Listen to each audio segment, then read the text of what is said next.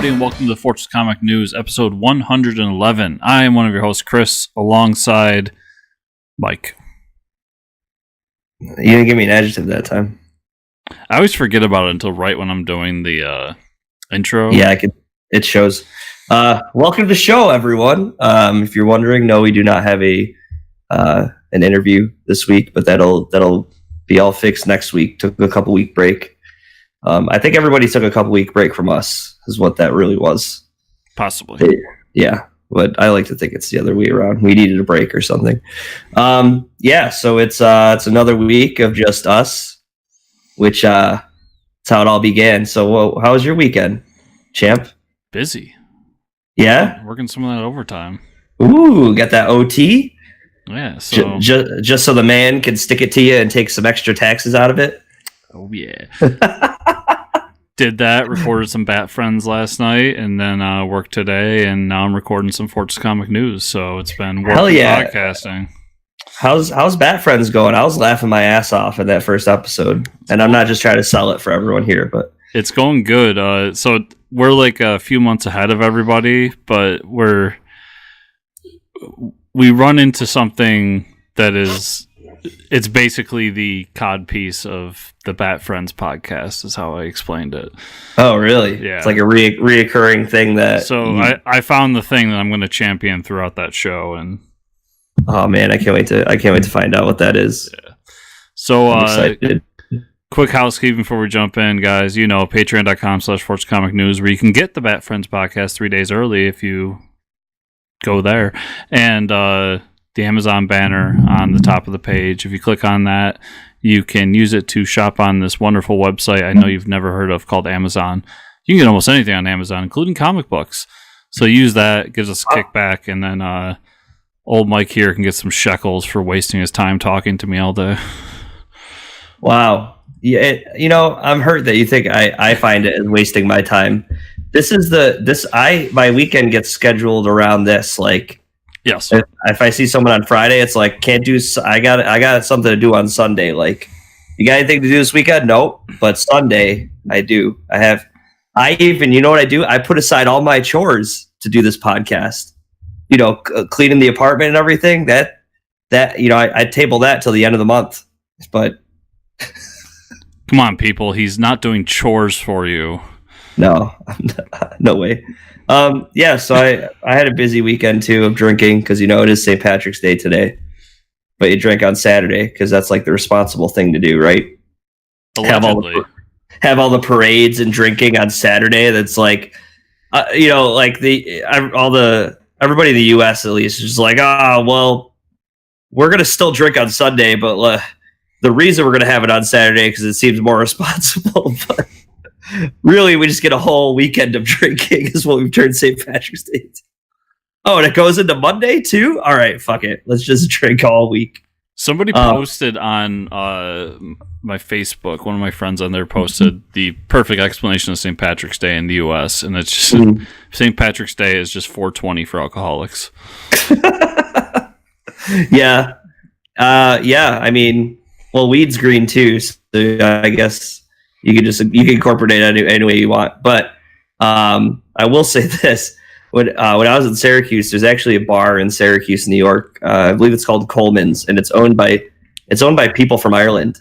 And what they do is Coleman's is on this little street, and what they do is they shut down the street, and I think they turn like the stoplights all green, and they celebrate at St. Patrick's Day, but I think it's like the week before. It's very strange. I can't remember what day it is, like the Monday before or something. They have a whole truck they bring in of green beer. And just to celebrate the drinking that they're going to be doing the next weekend, they crack open the truck early and they drink green beer. This is like the week before. So you're celebrating the celebration with more beer. It's genius. I mean, they sell so much beer. It's ridiculous. I like to celebrate my celebrations with a celebration. We're going to be drinking so much next weekend, we might as well get shit-faced right now. We got to prime the pump, you can't just jump right into St. Patty's Day. You have to make sure your stomach is aware of how much food coloring is going into it. Yeah, and How many doctor visits are happening the day after? It's like, Doc, my shit's green. I don't know what happened. Well, yesterday was St. Patty's Day, so you probably had a lot of... But my tongue is green. I don't remember what happened. My teeth are green. I got green in my eyes. It's all a blur, Doc, and now everything's green. What's happening? Well, there's places, too, that will, like, dye the river green. Like, down in Florida, parts of the Gulf, I think, like... And like near the harbor, I think they put green dye in some areas, like some rivers too. It's like, fish, animals, fuck it. Let's just doesn't sound very environmentally friendly. The water needs to be green so we can get drunk on top of it. And I want to look down at the green water when I'm puking into it and be like, whoa. I'm down with that logic though. That's makes sense. We can always get more fish. It's fine. At least it's festive when you're heaving over the side of the boat that you're drinking on to start drinking again. Yeah, and the dead mutated three-eyed fish. I mean, they didn't really deserve to live anyways, so fuck it. Yeah. I'm gonna think about a little more when I go down to Florida and eat grouper now. This is like what I'm gonna think about. Like, did this fish get puked on St. Patrick's Day? Like, what was his life like? Maybe I'm doing him a favor just eating the fish right now. Who knows? I'm not going to think that much about it, though. Anyways, so welcome to the show. We got through the housekeeping. We got some stuff to talk about. I haven't watched Flash this week. I'm going to catch up on it tonight. I'm actually going to watch Into the Spider-Verse tonight because I haven't watched that yet. And it's available on Prime. And I've only heard good things about it from everybody, so... Yeah. I'm waiting for it to come up for rental, though. Yeah, it's weird. They released it on Amazon, but you have to buy it. I was like, don't force me to buy this because I'm just gonna illegally download it. Well, yeah, I want to rent it because I want to watch it with the kids because it is an animated Spider-Man movie, you know. Right. Probably meant for children, not 30-year-old men who talk. I don't know. Everybody I talk to says it's really good. Everybody of all shapes and sizes and whatever have you, they all love it. So good for them. I will say Netflix though. I actually checked it out this weekend and released like this cool anthology series. Did you see that pop up? It's called like Love, Hate, Robots or something. Yeah. I watched the first few episodes of that. It's actually pretty cool. It's like an 18 episode miniseries. Like they're all like 10, 11 minutes. 3D stories about like the future and robots. They're pretty good. Yeah. Eventually when I'm not only working in podcasting, I'm going to torture myself by watching the last season of Arrested Development. Oh man, I still can't get through it. So they just released a new one. Oh yeah, and this is going to be like the last season apparently, and I guess it's really bad, but it's like there's a few shows I've watched over the years where like I'm invested. I got to finish the story. It doesn't matter if it's bad. So it's I don't know because like we talked about this before, but everybody said don't watch like the last episode of Lost, but it's like how do you not? I've been along for like 100 episodes, right? Like, and the same thing with Chuck too. People say don't watch the last season of Chuck, and it's like, dude, I don't know. You gotta know how it ends, like right? I don't know, at least I do. That's how I feel. Yeah, I don't, and I still liked it. I thought the ending of Chuck was, it's kind of strange and sad, but more Chuck isn't a bad thing, is the way I see it. Yeah. But like, I don't know. Then you get stuff like Walking Dead, where it's like, where do we go? I don't know. Make another show. Let's see what happens. Anyways, okay. So speaking of Walking Dead, did you watch it this week? I did. I'm trying to remember exactly. Oh yeah. So this episode was. The end of the last episode, I said Daryl came in the skin mask and saved the kids. Yeah, and it was like this was kind of this is kind of the aftermath of all that. So they get out and they find a place to kind of hole up and regroup and find out that the Whisperers are coming to get the girl back. And basically, this entire episode is them setting up a Home Alone-esque trap for the Whisperers. And a big fight between Daryl and Beta. There's just paint cans like hanging. Like they're gonna open the gate. They're like, "Why is it's completely unguarded. They open the gate, like paint cans swing down and hit everyone in the face. They just set up all these like awkward traps and end up fighting them. And oh wait, you're serious? Oh yeah, I'm dead serious. And I thought you were joking. Daryl like sets up this room so he can fight Beta. So he lures Beta in there and has like a big fight with them. And then he's like pulling levers and shit. Like, dude, just pulling like knives out of nowhere and like a 2x4 and just all this weird shit. And then SmackDown. He ends up pushing him down a elevator shaft because the room they're in is like it was under construction when the apocalypse hit, and so he's like, "Aha! I killed him." So he spits down the elevator shaft and walks away, and then the camera slowly pans down the shaft, and Beta's still alive. What do you know? Well, come on. I must have seen like this has to be a universe where Die Hard exists. Like, I mean, we all know you throw Bruce Willis down the elevator shaft, he's gonna come out and survive. Like, it's Daryl, man. He was smoking so much meth, he didn't get the chance to watch it.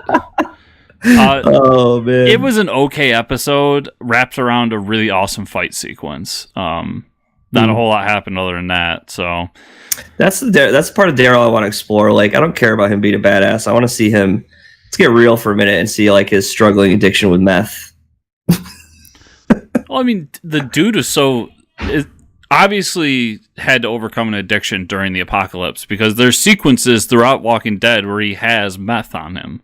Yeah. Oh, yeah. Like, in pills and all kinds of weird shit. So, yeah. Right. What else is there to do with apocalypse besides drugs?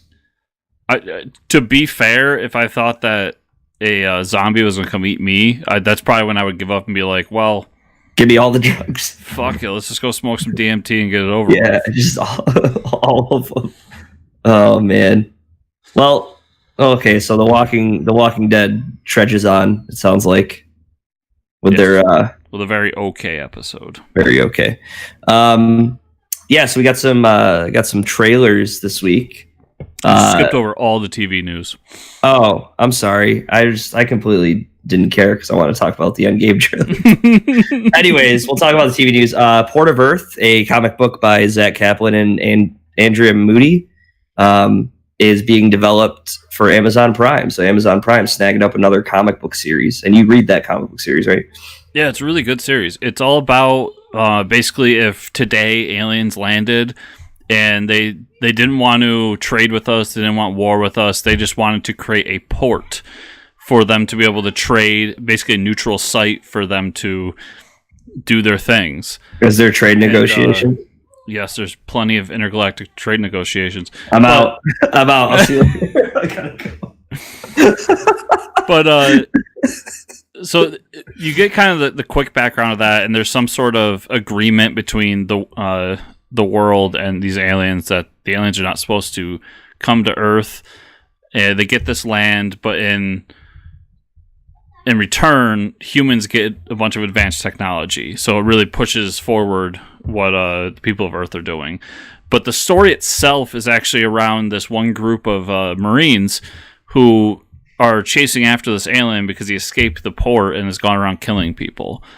And then in the background, there's a little bit of the politics. Like, each issue will start with kind of a CNN type show where two figures are talking about what's good and bad about the port and what's going on. So that's going on in like a page or two, but the rest of it is literally just these Marines running around trying to find this alien, and meanwhile being taped by some sort of reality show.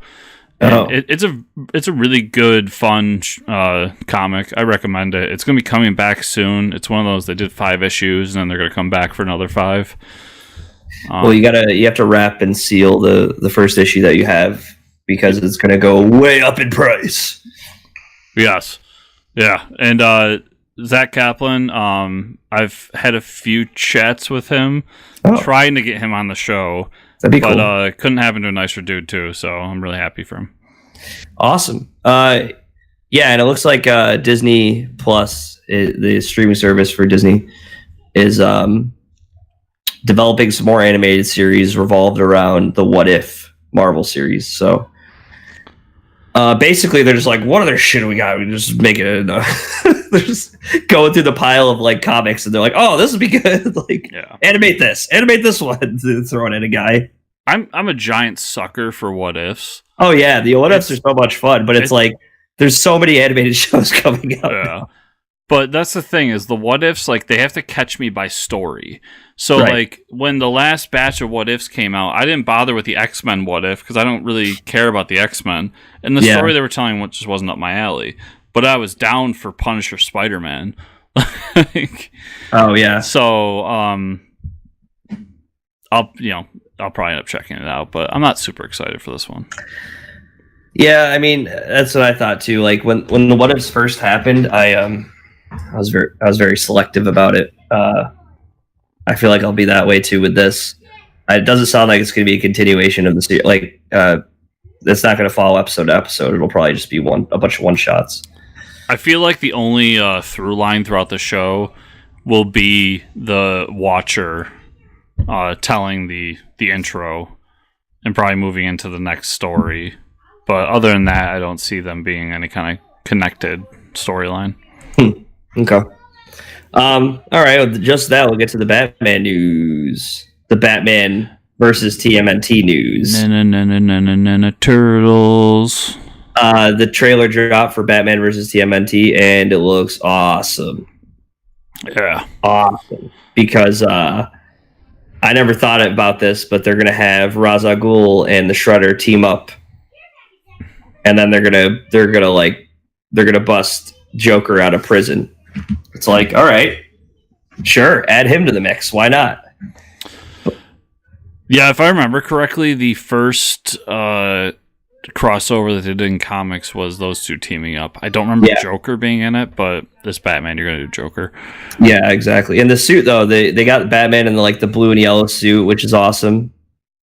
I haven't seen that in a while. Yeah, the only thing I was kind of iffy on was the design of the turtles, but I get that that's kind of the modern design of the turtles to be that kind of hulking-ish. Yeah, they're not so much around anymore. Yeah, but who was doing the voice of Batman? Oh, we just talked about this. Yes, and that's why I'm mad about it. It's Troy the guy Baker. Troy Baker. Yeah, Troy Baker. Yeah. Troy Baker's a guy who's known really well in the video game space. And he's done a lot of animated stuff too, but he does his really list good. Is ridiculous. Really good Batman. So yeah, I would actually be kind of okay with him taking over as Batman while we kind of sunset the Kevin Conroy era. And he does Joker too. He did Joker in Arkham Knight, and it was pretty comparable. It was a big deal when they were changing over for Mark Hamill, because obviously Mark Hamill can't do it forever either. And I just remember he came out and read a script. He read an excerpt from the Killing Joke. Yes. And I think he might have done. No, he didn't do the voice for the Killing Joke, but everybody after that was like, "Oh, okay, I guess we're okay with him taking it over." Yeah, it was Arkham Origins that he did. Arkham Origins, okay. But yeah, Killing Joke was definitely Mark Hamill because he said, "I'm not going to do the Joker anymore unless it's Killing Joke," and then they did Killing Joke. So and then they ruined it forever. Anyways, so that's pretty cool. I think I'll just wait till it comes to DC Universe because I pay for that streaming service and I want my money's worth. Same here. But yeah, it does look really good. Also, we got a pretty neat trailer for, and which I'm hoping, if it's not the last trailer for Avengers Infinity War, I'm probably done watching trailers. I mean, it's coming out in April. I think I could hold off. I don't need to see anymore, is what I think. No, but it was. Yeah. My opinion has always been they could have just released the big A with Endgame underneath it, with the I would be like, oh man, I'm buying 2 more tickets. Dude, so Marvel does not do well with themes, right? Like they did the stuff they did in Spider-Man was cool, but that's like age-old themes and hitting on nostalgia. The Avengers theme is one of the best themes in movies. It's so like every time it comes up on a trailer, I get so pumped. Yeah, love it. I was getting goose pimples from this trailer. So let's break it down. I mean, you got Scarlet Witch shooting her gun, or Scarlet Witch. Holy crap! Black Widow shooting her gun. You got friggin' Hawkeye shooting his arrows, so you know they're both going to be worthless, and they're fighting against Thanos. We see Hank Pym, we don't see Hank Pym. We see who do we see? Ant-Man. But I don't know. Ant-Man. Yeah, we see Ant-Man come out of. We see like his reaction when he's coming out of the time space area that he's in, the quantum zone, and all these missing posters everywhere. So he does get out somehow, and then we get to see where Thor's at. Thor, we haven't seen him yet. Tony Stark still being depressed out in space. Yep. But it looks like him and Nebula are going to be hooking up somehow, because it looks like they're in the same area in space. I'm not sure though. But the end reveals that Tony Stark is with the Avengers when they're like walking in those suits. Yeah, which could be like before him in space. Because don't know. I don't know. Yeah, they really don't spoil anything, because like they probably want you to think that's him, but you don't know. And again, those suits. Everybody's assuming they're going to space, but like, what if they're going to the quantum zone, messing with time? What do you think? Maybe. I mean, that makes sense. I honestly, with this movie, don't know what's gonna happen. I know. We can just speculate like anything could happen. Yeah. But I was really happy with everything we saw. They did a really good job of getting me excited again without showing me a whole lot. The only thing is shocking. Captain Marvel is going to be in this movie. The best kept secret in all of comic book movies. Finally revealed. Yeah, we get an interaction between her and Thor, which is kind of like whatever. But so Hawkeye though, it's like now it all makes sense, because we get this like really loving and touching scene that doesn't really fit the whole like tone of Endgame, right? So we get this like scene where Hawkeye's training his daughter, and his wife's there. But I guarantee during that scene, like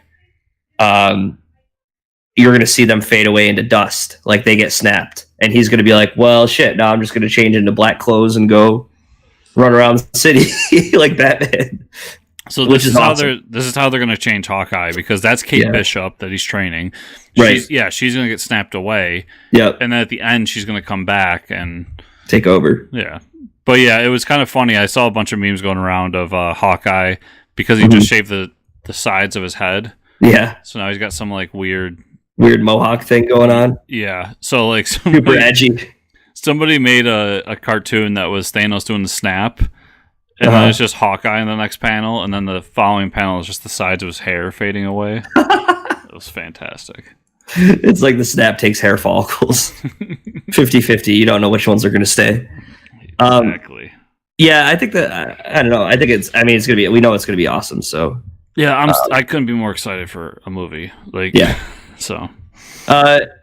We also got some news about the Shang-Chi movie, which is the other kung fu artist character in Marvel that's not Iron Fist. But I believe Shang-Chi is actually Asian, right? Which is like, I don't think Iron Fist has ever been. Iron Fist has never been, no. Right. So, and he's one of the Marvel characters that could actually go toe-to-toe with Iron Fist, I believe, as far as like kung fu wise. Yeah, I know very little about Shang-Chi. And I know even less than that. So, but Destin Daniel Cretton is Cretan. I don't know.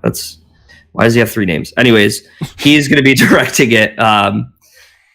If you look up I would talk about the movies he's directed, but I haven't seen any of them. There are a lot of indie flicks. 2012, I Am Not a Hipster. 2013, Short Term 12. 2013, Snapped. 2017, Glass Castle. I mean, he hasn't done anything in a while, so it's like I haven't heard of any of those movies, but yeah, I don't know. Yeah, I mean, Disney's not going to go wrong with this. I mean, they must have. No, they have a plan, but it's just a basic kung fu movie at the end of the day. Yeah, which I'm down for. Like more kung fu, less of everything. What if this like? Oh man, because I was talking about this with a friend of mine the other day, and I was talking about how like Christopher Nolan has a new movie coming out, right? And his last movie, last movie is Dunkirk, but there were a lot of more movies coming out at the time. And then when he released Interstellar, we had a lot of sci-fi movies coming out. Like we had The Martian, we had Life, we had a lot of those shitty Alien Covenant movies. But what if like the next genre we get into is like, what if this starts the kung fu era of like American cinema? I would love it. I don't know if it'll happen, but like, oh man, I'll have a lot less movies to go see. Oh. I could never get into kung fu. Oh, dude, it's so awesome. Unless it is Kung Pao Enter the Fist, that is a gem of a movie. It is. But there's minimal to none as far as martial arts and movies anymore. It's like, it feels bad. I feel like we had the resurgence of kung fu in like the 90s with the Jackie Chan.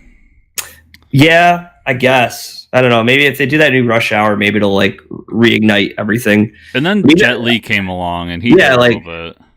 I don't know, but like Jet Li hasn't. Maybe he's doing stuff in other countries, but he hasn't made it to the American cinema in a while, big screen. Anyways, that's just a hope of mine.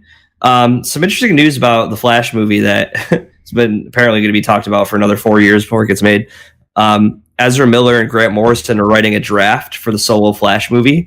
And along with that, Ezra Miller wants a darker take on the character. Which, listen, I don't care whatever take they want to go with this character. Who gives a shit? Just like make the movie already. You got Grant Morrison writing it, and you got Ezra Miller writing it, which I don't really know if that matters. But in Flash, like, come on, this movie's never getting made. It's never getting made. Period. It's never getting made. So Grant Morrison, to my knowledge, has no credits in Hollywood. Right. So it's a strange choice.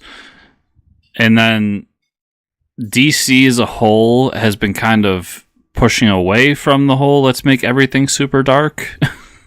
Because surprisingly, it didn't work. So I think Ezra's stuck in a time like he was signed on to do this thing. Yeah. And then he's still here when they're trying to change things. Yeah. I think he's going to be dropped and we're never going to get a Flash movie. That's my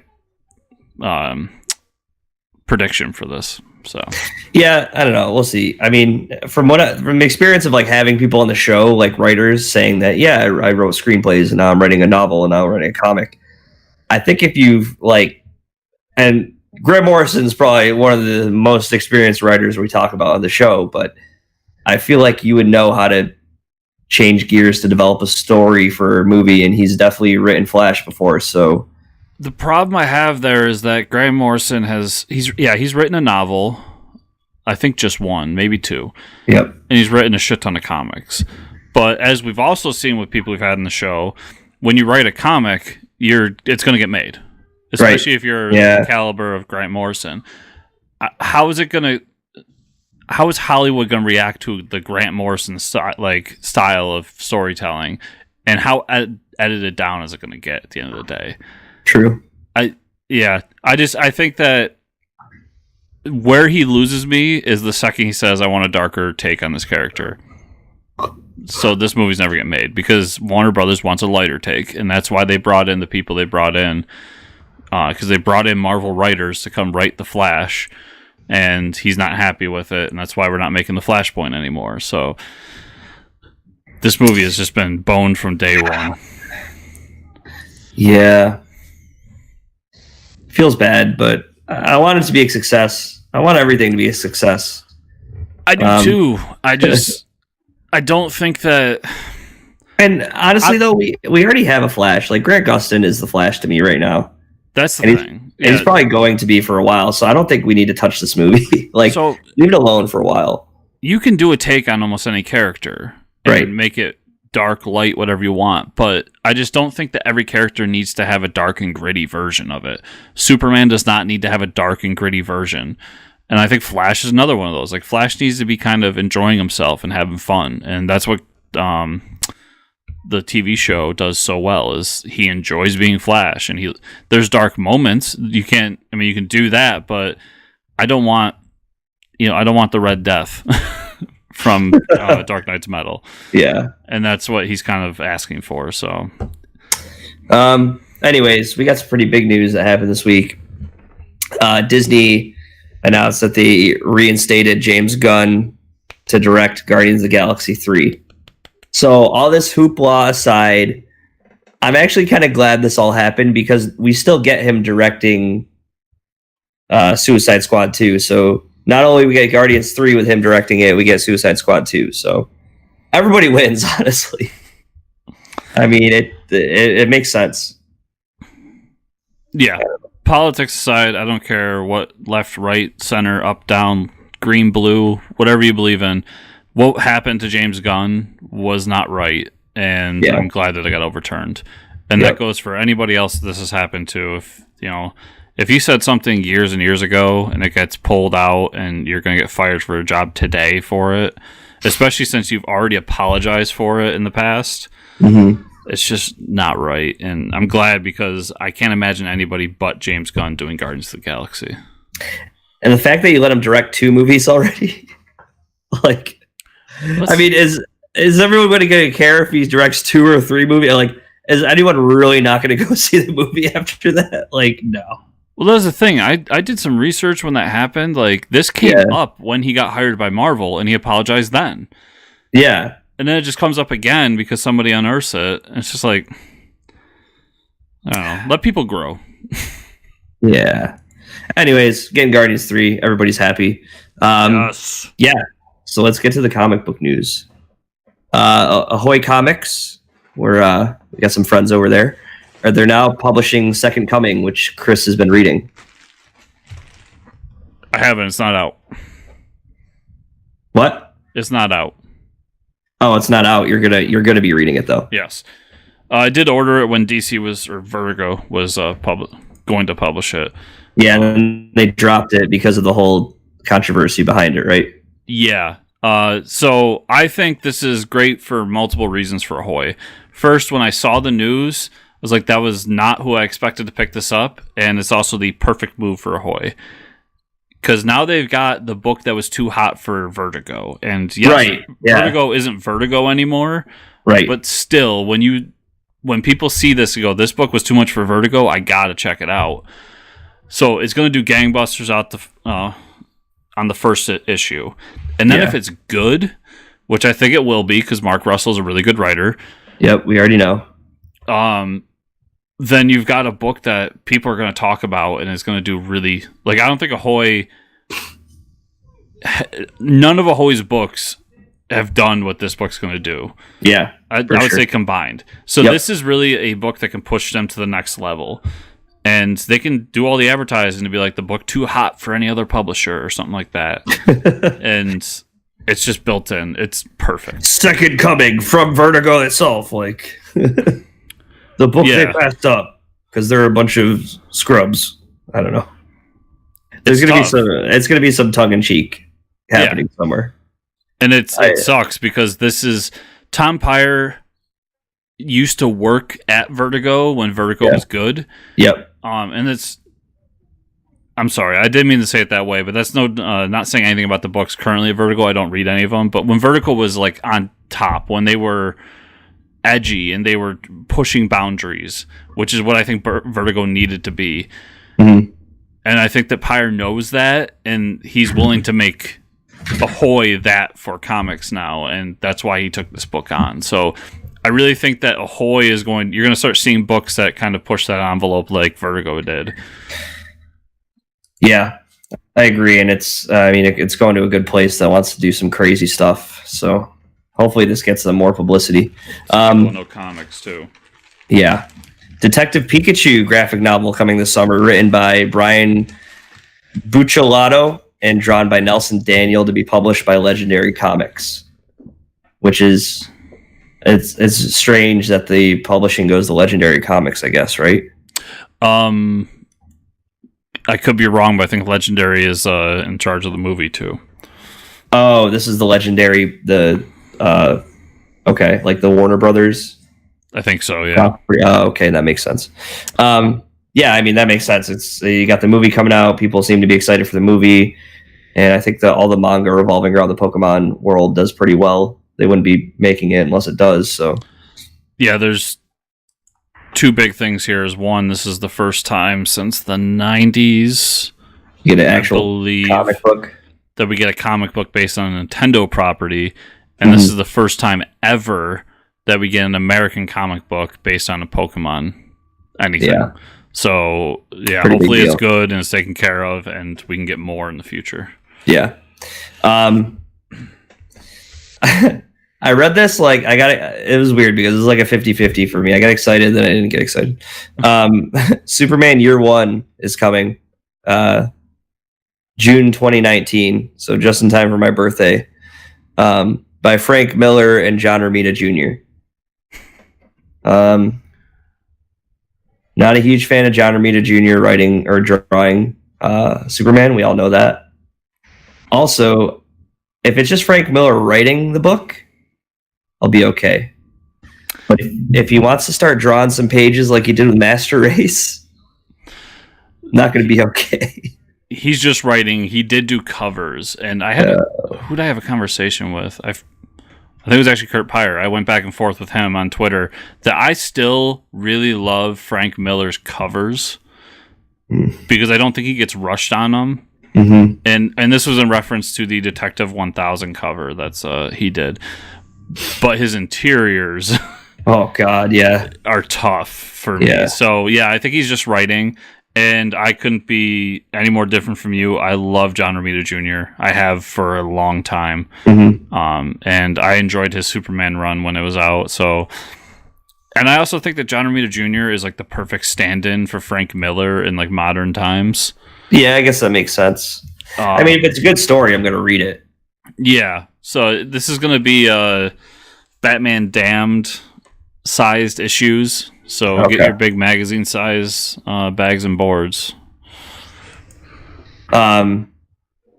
Which is interesting because they're doing a year one instead of like, I mean, I guess we already had a Superman Earth one, but a year one is going to be like, I would assume like 4 issues revolving around his origin.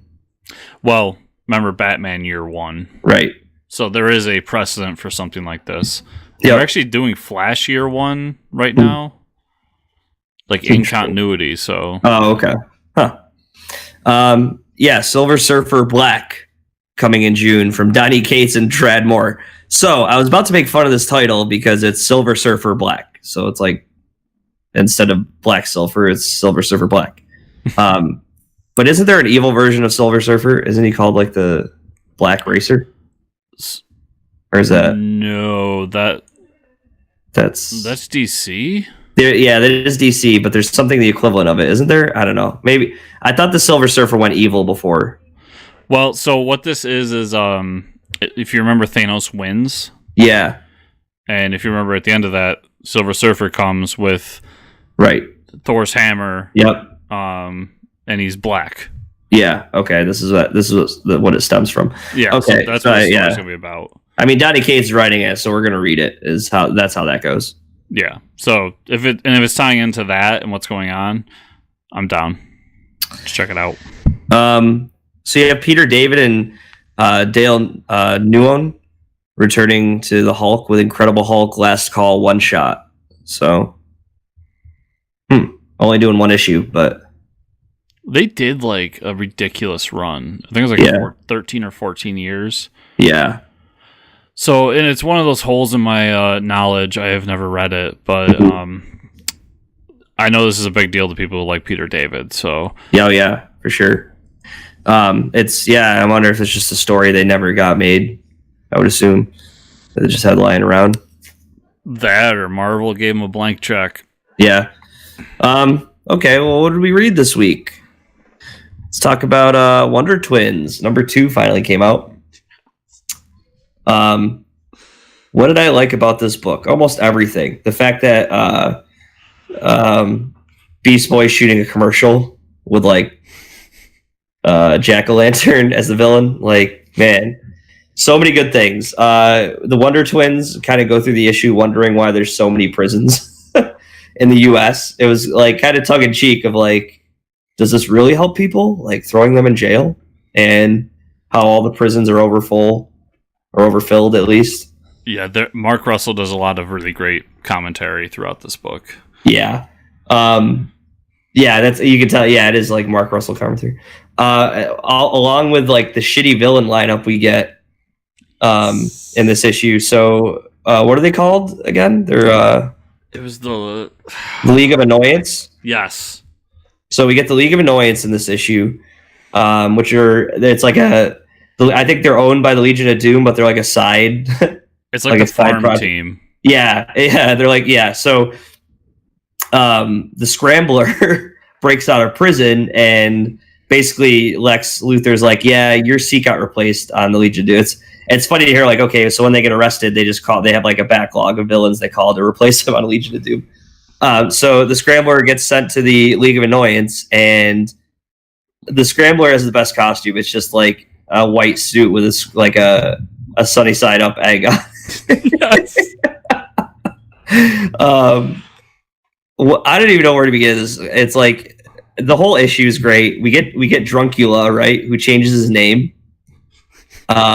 He doesn't like Druncula. He doesn't like Druncula as his name anymore. And if anybody, so he's called Druncula because when you think about it, when people are drunk, they have a blood alcohol content. Well, Druncula drinks the blood of people who have been drinking, and then he gets addicted to alcohol. So then he progressively starts biting more and more alcoholics. So when we find Druncula, he's 30 days sober. Yeah, he's been 30 days sober. He's his new name's Baron Nightblood, but everybody keeps calling him Druncula. It's so offended by it too. Yeah, it's so sad because he keeps talking about how he just wants everyone to leave him alone, how the villains want him to fight, how the heroes want him to fight. He ends up getting arrested, but even the Wonder Twins are like, this doesn't feel right. So they kind of sent him to alcohol rehab. All these like rehabilitation centers are owned by Lex Corp, which is ingenious because he could just pull from the inventory for villains if he ever needs it. So they sent him to drunk rehab, which, what do you think is in alcohol rehab is a bunch of recovering alcoholics who have the blood with the alcohol in it. So the end of the issue, it's like they left him in a cell with other recovering alcoholics, and he just bites them all and sucks all their blood. I love when they're in the random abandoned toy shop, which is their headquarters, and they're talking about like what they're doing to cause mayhem. And Druncula has like this plan to do, and Praying Mantis, who's the leader of the League of Annoyance, he goes, well, why don't you like go bite some people?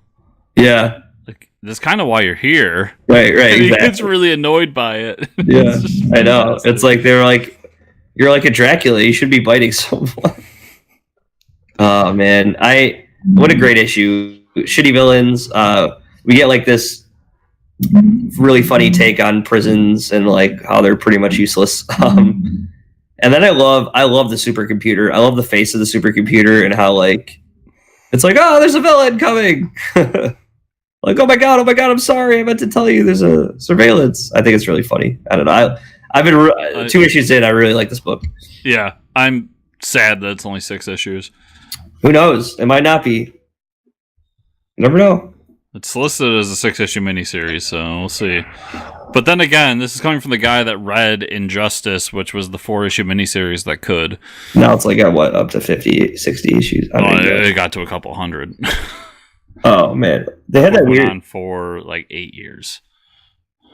So who knows? Yeah. Either way, really good issue this week. I had Murder Falcon 6 come out. Did not get to read that, but I did read Assassination. Did you read that? I did. Number 1. Okay, well, if anybody remembers, we had a special guest on the show by the name of Ryan Stark. Kyle Starks. Sorry. Kyle Starks. I was actually scrolling through the book. Yeah, Kyle Starks, drawn by Erica Henderson, who does amazing art. The first issue is really good. It's just it's published by Image. you get this like whole room of assassins, kind of like how he described it on the show or that he was on. But someone makes an attempt at this retired hitman's life, and so he gets a room of all these hitmen, and he says, "Okay, I'm going to pay you your rates to protect me," basically. And in the midst of all that, they realize there's a hit out on this guy and that it's worth a lot of money. So the whole room of assassins starts to like kill each other. And then when it gets resolved at the end of the issue, you have some people left over. You have some people that aren't left over. So you kind of like, okay, this is where we're starting with our team of assassins. Pretty good first issue. It's a little ridiculous, over the top, kind of like a kick-ass tone to it. The different assassins are really funny. They're all like, they all have a certain, they all have like a shtick. Like one guy's in overalls and kind of like talks like a caveman. It's pretty funny. Yeah, it's a really good first issue. So, I mean, if you're looking for something like that, it's really good. Hit Girl season 2, I want to say episode 2, season 2, issue 2 by Kevin Smith. This issue gets even more ridiculous. Yeah, I mean, Kevin Smith's writing, so Hit Girl goes to Hollywood to see the movie being made and of herself, and she kind of like sits through it gets kind of sad. She sits through the whole scene with Big Daddy dying. So she's like, she never actually got to see him die, so she's like watching him die in the movie. And then we get later in the day where she's like, okay, I got to go kill the executives who are having this movie made. And one of the executives is super creepy, trying to like sexually harass someone, which, most of Hollywood tries to do all now.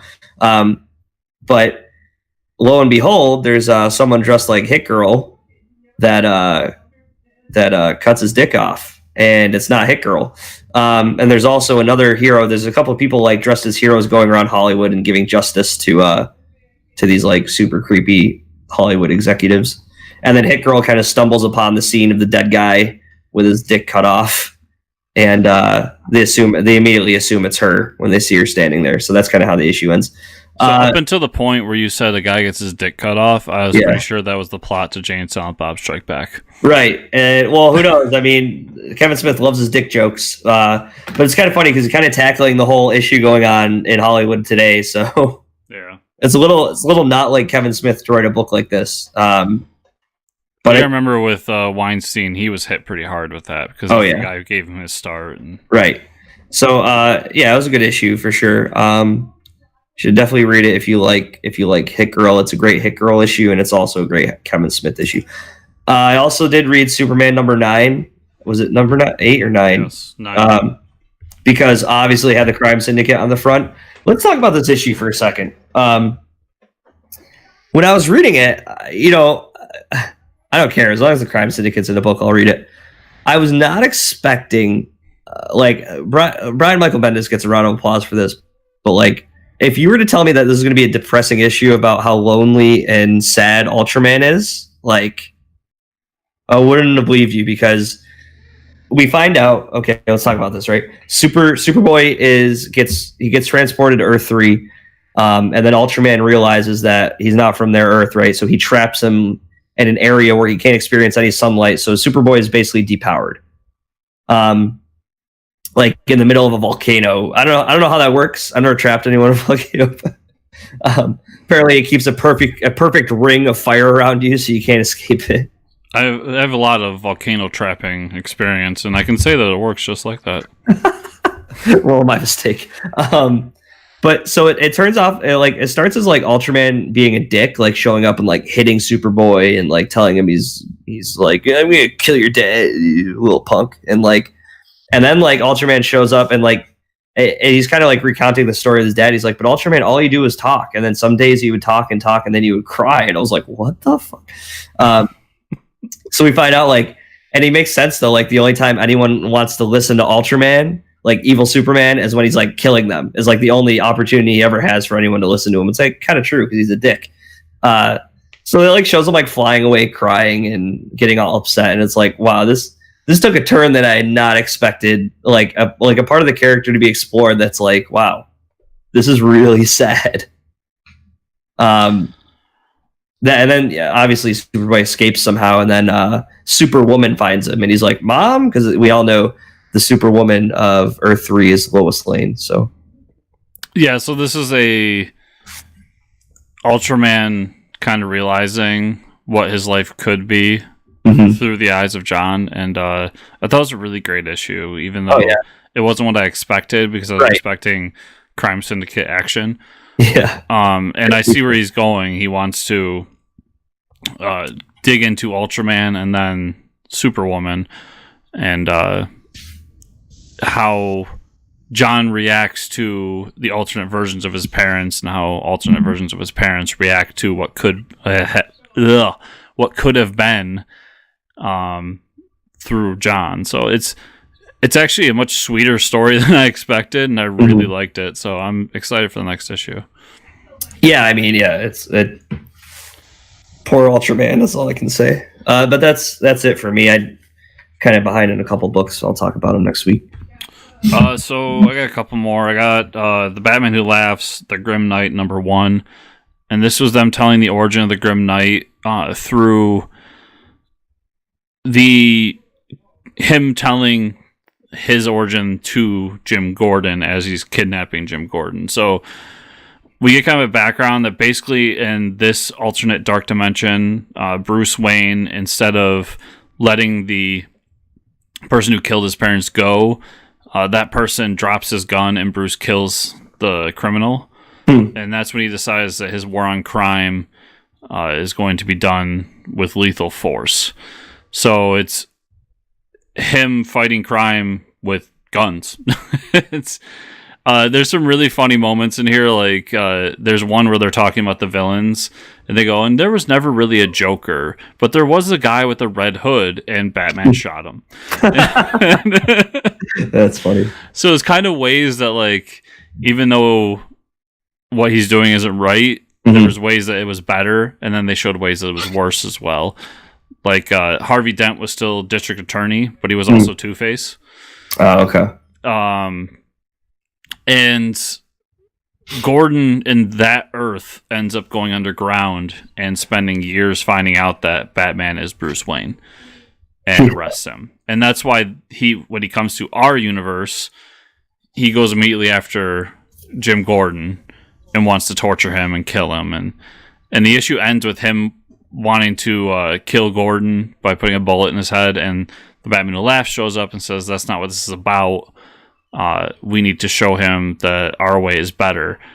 And in the background, you can just see TV screens of all of Jim Gordon's family and random spots around town. So it does kind of weave into the story of the Batman Who Laughs miniseries. It was hands down the best issue, in my opinion, of that series. I really liked it. So awesome. Avengers No Road Home #6. I haven't talked about this much, but in this issue, Scarlet Witch gets transported into Conan world. So next issue, we get Conan the Barbarian and the Avengers. It's fantastic. So that's how it works. Okay. I was wondering when it was going to happen. Outer Darkness #5. I don't think I talk about this book a whole lot, but I really like it. In this issue, basically something happens and they get shot down on this planet, and they are trusting somebody who has been possessed by a demon, and things go horribly, horribly wrong. This book is basically Star Trek, but everything is demon related. So like the ship is run by, the engine is called a god engine, and it's actually a demonic god that they're sucking the power out of to travel through space. Yeah. Yeah, I really like that series. It's really tough to explain issue to issue, though. And then Oblivion Song #13. So we have a time jump in this issue. Oh, we're 3 years later in the world, and everybody who was put in jail in the last issue is being released. And we find out that there's some sort of operation to jump between the dimension to gather some sort of supplies, and those supplies are being used to heal people. So they, like malaria, cancer, and other kinds of diseases are being cured through different things they're finding in the other dimension. Nice. And cool. There's a foundation that's been built, and the army is in on it and everything. So, but the big story here is that in the other dimension, the people that are living there are going and gathering supplies and getting water for the colony and everything, and they run into this creature that can speak English. Oh. And we haven't seen that yet. So it calls out to them, help me, and then it turns around. It looks like this demon thing and says, help me, I'm a helpless human, and I'm going to kill you now. So it's like they're like mimicking the humans? Yeah, it seems like they're either mimicking or evolving. Someone's banging an alien, and yeah, something's going on. But yeah, I don't know. It's Kirkman. Who knows? We might get an alien sex scene next issue.